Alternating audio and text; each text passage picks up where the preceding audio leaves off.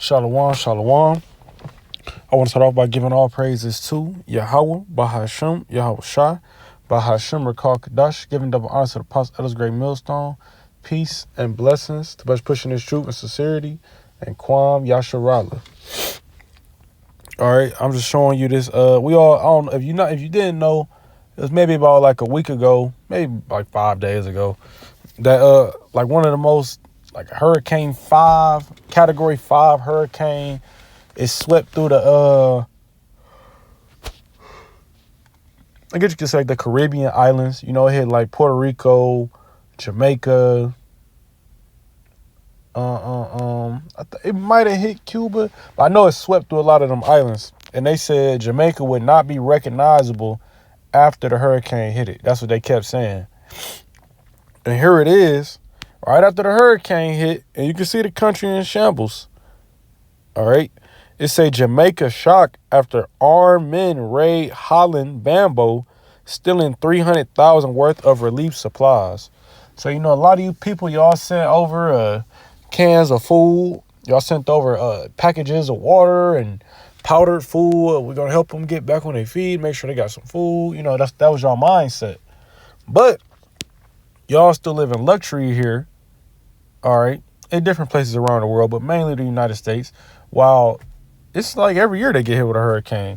And one that was this bad, this probably was one of the worser ones, to be honest.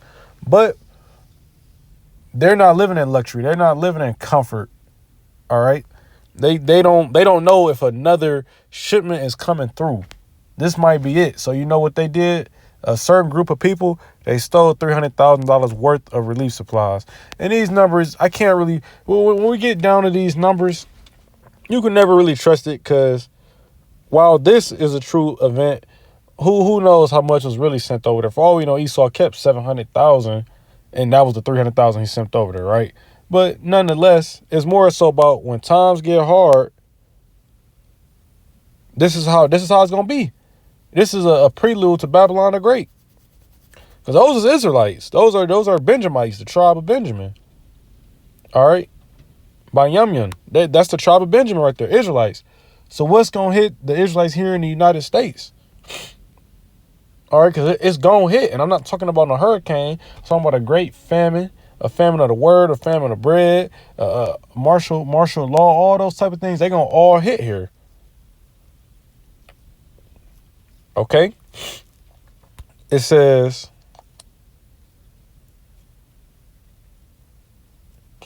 that's why I want to grab the scripture, Salakia. This is 2 Ezra 15 and 19. A man shall have no pity upon his neighbor. We saw that right there.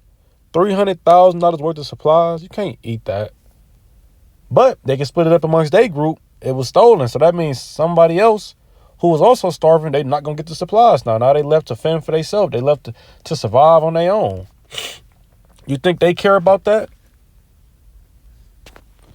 It says, but shall destroy their houses with the sword. They ran up in there. They said they were surprised. They ran up in that building. They took over the trucks. I'm pretty sure it was more than one truck. That's just one in the picture. But they ran up in there. They took them trucks. They took them supplies. You think they didn't have to smack somebody upside the head to get up in there? No pity. And with the sword, I'm pretty sure they had weapons too. I doubt they just did it by manpower. I'm pretty sure they had weapons. Just because they're not in the picture don't mean they didn't have them. It says, and spoil their goods, meaning to take them, because of the lack of bread and the great tribulation. And of course, this is talking about Babylon the Great, but I'm using what just happened to Jamaica as a prelude to what's going to happen here. This is giving you a visual of how it's going to be here, but it's going to be much worse. Like the scriptures say, a day that has never been before. All right, so this is really just a prelude. I'm trying to tell you, it's just a pregame. All right. It's saying, and for great tribulation. That's what they're going through over there. Tribulation, lack of bread, people getting robbed left and right. Matthew chapter 24, verse 12. And because iniquity shall abound, the love of many shall wax cold. All right. It said, because iniquity shall abound. Iniquity is what? Sin upon sin. So iniquity is a lot of sin. It's not just one sin. It's a lot of sin. And I guarantee you, that they was over there doing some voodoo, Santa Maria. They was into all different type of idolatries. They was praying to Mary and all this other stuff. And they wonder why the hurricane hit their ass so hard. All right. And even on top of that, they don't love their neighbor. The two greatest commandments, love the Lord thy God and love thy neighbor. You think they keeping those two? You think they calling on the name Yahweh, Bahashem, Yahweh Shah? You think they treat their neighbor the way they want to be treated? No. It was all type of adultery going on. They was already robbing before the hurricane hit. All type of narcotics being pushed. All type of different stuff. Wickedness. We'll say all type, because it said iniquity. All type of wickedness was being pushed off the land. So here we go. You either going to have wickedness, which is hate, or you're going to have love, which is the keeping of the law, being fulfilled. That's why it's so cold. The love has waxed cold. They're not keeping the laws, statutes, commandments over there. They don't love, I'm going to say it again, they don't love their neighbor as thyself. They don't consider, and they don't give a fuck. So now that hit them, now look at the condition they in. The same people that was just once robbing, now they getting robbed by the people they was robbing. You know, it's all out anarchy. Now it's a great tribulation on their ass. Verse 13, but he that shall endure unto the end, the same shall be saved. And again, I'm going to say that's speaking about in Babylon the Great, which is the United States of America. That's what it's talking about. All right. That's all it's talking about. But I'm going to keep saying I'm using it as a prelude. So, but I'm going to say this too, enduring to the end, you have to endure with the Lord. All right. Because you got some people that's going to make it to see the missiles, but somebody got to get hit by the missiles, you know?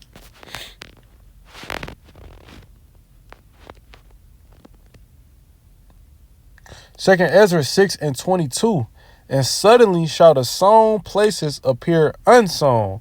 The full storehouses shall suddenly be found empty. Man, they ain't even got no fucking storehouses over there. The hurricane knocked down all the fucking your Walmarts and I don't even know if they had, well, they definitely had Walmarts there, but whatever they branded stuff is, it knocked it all down. Come on, and they farmlands, that shit got destroyed. All the crops that was getting ready to be harvested, that's got ripped out the soil. You niggas was left with roots.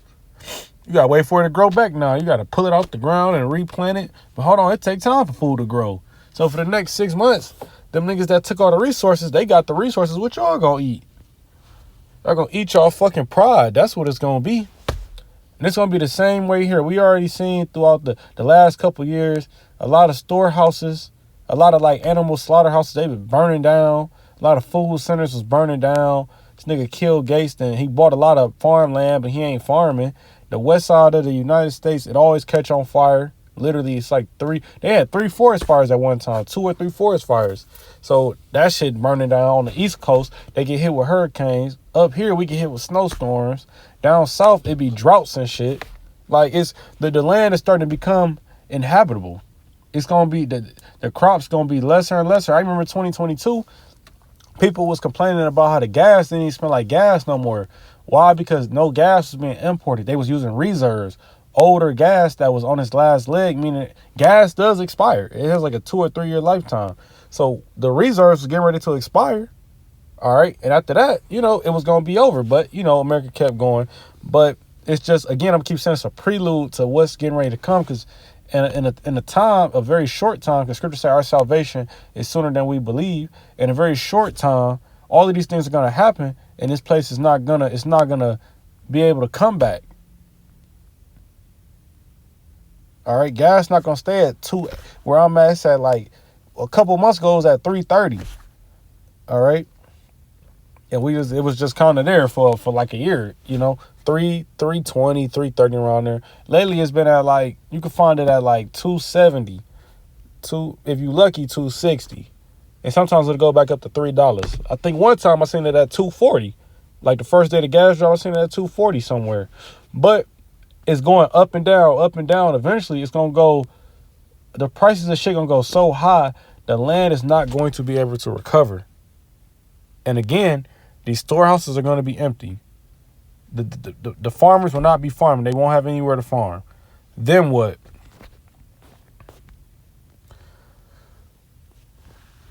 And this is just a historical thing I wanted to use to show you how bad it's gonna get. 2 Kings 6:29. So we boiled my son and did eat him. And I said unto her on the next day, give thy son that we may eat him. And she hid her son. That's how bad it was in that time period. Bitches was boiling their kids. Boiling them. Chopping them up. Boiling them. Eating them. This lady ate her own child. And this is just a little historical passage. But this lady ate her own child. And then the next day, the other lady ran off with her child and hid them so they couldn't eat them. And they went to the king about that shit. That's how bad it's going to be here. You people, y'all going to have to choose between y'all pet. Y'all going to have to choose between a spoiled banana and a can of refried beans. And after that, you're going to have to eat your pets. Then after that, you're going to be looking at the defenseless ones, your grandparents, your kids. Also, well, they already dead. They did that shit. It was a story about people that crashed in the mountains. They had to eat the dead bodies of people to fucking survive. But that's for you. That's for you wicked. That's for the wicked, though. The elect going to be taken care of. The righteous is going to be taken care of. According to Isaiah 65, it said, my servant shall eat. So we ain't going to worry about what we going to eat because we just know we going to eat. All right? That's really all I wanted right there. I don't need the whole thing. Lamentations chapter 4, verse 9. They that be slain with the sword are better than they that be slain with hunger. All right, so to be slain with the sword, you ever seen somebody get stabbed in a movie? I doubt you've seen somebody get killed with a machete in real life. We're not really in those times. Not yet, at least. Or recently. But, you know, I'm just considering movies. When you see somebody get stabbed with a sword, sometimes they drop dead right there. Like, you know, you hit a vital organ. They might got 30 seconds and they die. You know, some people will survive for longer periods of time. I would say, like, you know, you'll see them like in a hospital type of scenery in ancient movies. They'll be like kind of halfway alive, but they'll be dead. But the thing is, they pretty much dead, regardless of the pain they in. And when you think about starvation, it take like 3 weeks to starve to death. And if you a big fat nigga, it's gonna take you a little bit longer. And that shit hurt. That shit hurts. Jake go a day or two without eating, maybe 3, and your stomach be growling bad. Especially for those that are not conditioned to fast.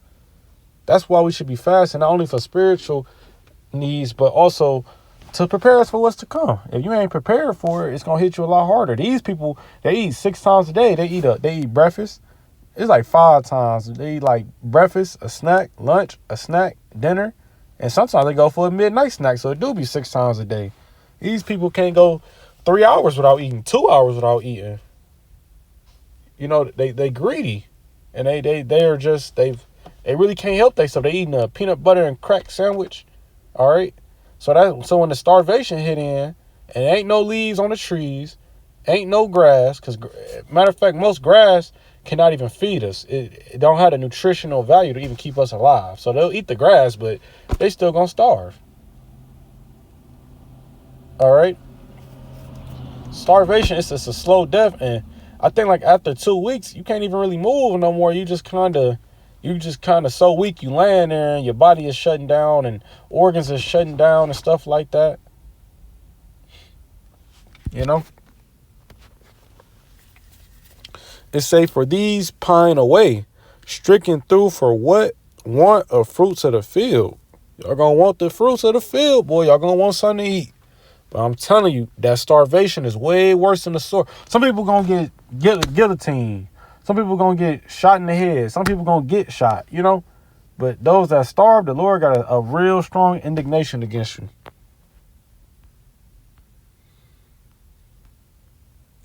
Psalm chapter 55, verse 22. Cast thy burden upon the Lord, and he shall sustain thee. He shall never suffer the righteous to be moved. All right, so even in that time, there's elect members in Jamaica. I'm pretty sure there's a GMS Jamaica out there. And I'm pretty sure they have followers and believers out there, so forth and so forth. Jamaica is a whole country. It's not just like the state of Iowa or the state of Nebraska. It's a whole country with a whole tribe of the nation of Israel there. There are believers there, and guess what? They're still being fed. All right, Lord willing, the elect is being taken care of out there in Jamaica.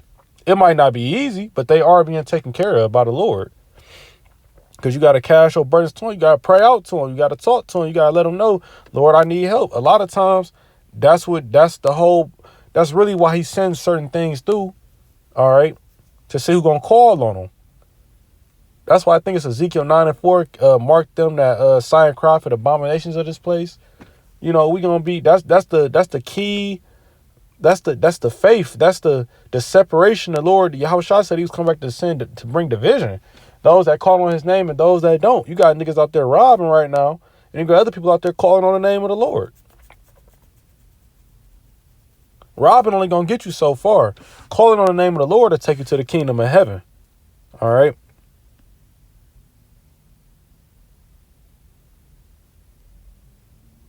I think that was all I wanted. Yeah, I hope that was edifying. I want to give all praises to Yahweh, Bahashim, Yahweh Shah, Bahashim, Rakal Kadash, giving double honors to apostles, elders, great millstone, peace and blessings, best pushing the truth and sincerity, and Kwam Yasharala.